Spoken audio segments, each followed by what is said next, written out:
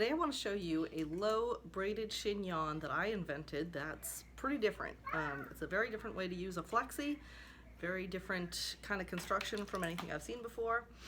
You're going to want a pretty big hair slide for this. I have the Mega Flexi here, but you might be able to get away with an XXL. Wait, XL?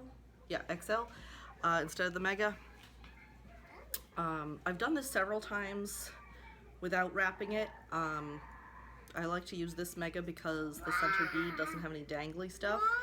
But this time I'm going to actually wrap it with a little bit of cloth to keep my hair from getting trapped in these beads.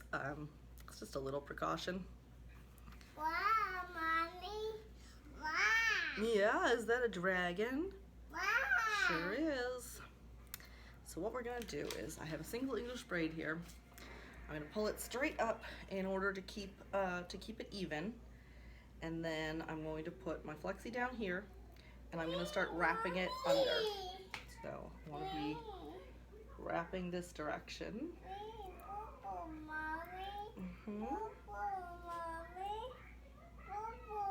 Purple?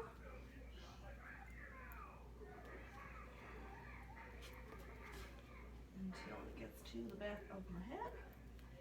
And then I'm going to push the pin against some scalp hair. And